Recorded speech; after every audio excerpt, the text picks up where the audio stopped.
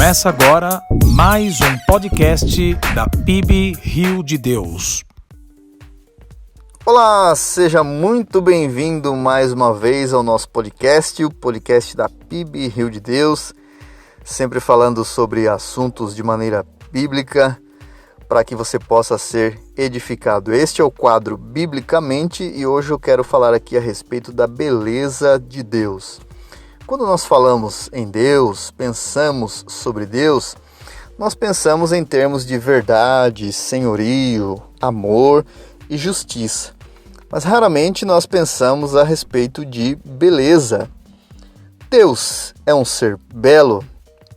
Ou Deus é um ser que está lá no alto, cansado de todos os pecados que os seres humanos cometem aqui neste mundo e não aguenta mais tanta injustiça e não vê a hora de julgar este povo? Bom, não é bem assim que a Bíblia fala a respeito do nosso Deus. O nosso Deus é um Deus belo e o ser humano naturalmente é atraído pela beleza. O ser humano busca a beleza em todas as coisas, né? Muitos são aí admiradores do pôr do sol, do nascer do sol, a beleza que salta aos olhos quando vai comprar alguma coisa, quando vai arrumar um casamento. Sempre o ser humano está em busca de beleza. E o Deus é um ser belo, Deus é um ser perfeito.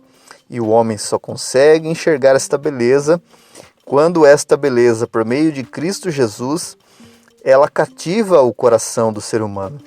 Então, quando o ser humano é atraído para Deus, ele passa a enxergar a verdadeira beleza, a beleza do seu Deus, que criou o mundo, criou o universo pela sua palavra e também quer arrebatar os corações, quando Jesus disse lá em João 12, que quando eu for levantado, todos atrairei a mim. Como será que Cristo nos atrai? Cristo nos atrai pela sua beleza. Bom, nós vemos ali em Mateus capítulo 8, se não me falha a memória, nós vemos ali o chamado de um homem chamado Levi.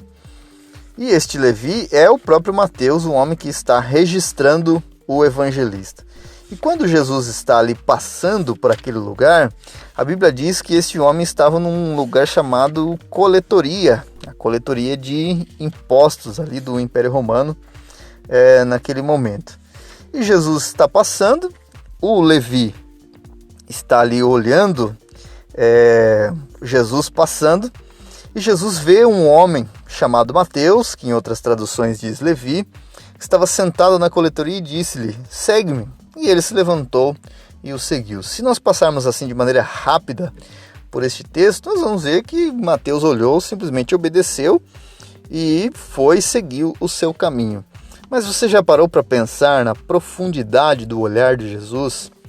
Como Jesus cativou o coração de Mateus para que ele se levantasse e seguisse a Jesus? Estando Jesus à mesa na casa de Mateus, chegaram muitos publicanos e pecadores que se sentaram à mesa juntamente com Jesus e os discípulos. Vendo isso, os fariseus perguntavam aos seus discípulos: por que o vosso mestre come com publicanos e pecadores? Jesus, porém, ouvindo isso, respondeu: os sãos não precisam de médico, mas sim os doentes.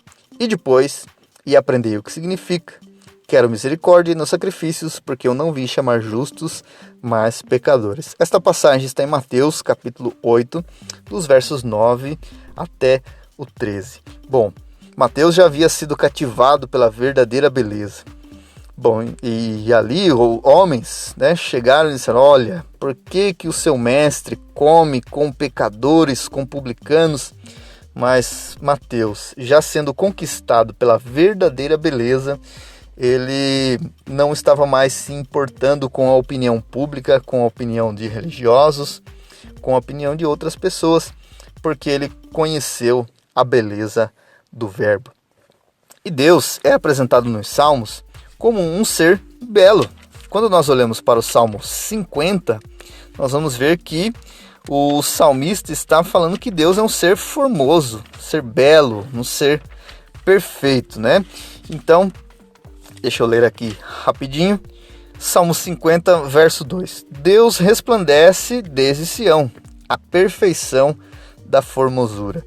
Aqui até mesmo quando Deus, no desenrolar dos versículos, vai falar de justiça, de que toda a terra é dele, o salmista está falando da beleza de Deus. Então, é esta beleza que cativa, que atrai o nosso coração.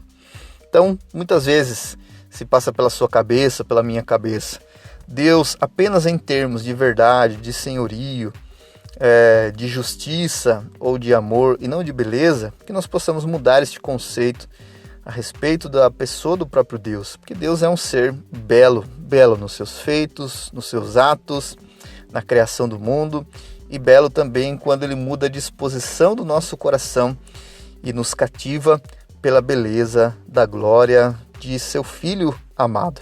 Não é porque, assim, Isaías diz que não havia beleza para que o contemplássemos ou desejássemos, que Deus não é um ser belo. Quando Isaías está falando ali que não havia nada que pudéssemos desejar, porque não havia beleza, ele está falando da sua vida crucificada, né? Ele está falando ali de que ele foi oprimido, que ele foi moído pelas nossas transgressões e pelas suas pisaduras nós fomos sarados, né? E aí Isaías diz assim: foi desprezado e rejeitado pelos homens, homem de dores, experimentado de sofrimentos, e como um de quem os homens escondiam o rosto, foi desprezado e não lhe demos importância alguma. Num verso anterior diz assim: não víamos beleza para que o desejássemos. Não víamos porque ainda ele não havia arrebatado o nosso coração. Mas quando o Senhor Jesus Cristo arrebata o nosso coração, nos convence, ele nos mostra a beleza da sua perfeição. Se você ainda não observou que você é um ser cativado pela beleza, comece a observar como você enxerga o mundo. Olha como aquele carro é bonito, como aquela roupa é bonita, como aquele telefone é bonito, como isso salta aos meus olhos quando eu tenho um desejo. E por que o Senhor não é um ser belo para mim? O que acontece?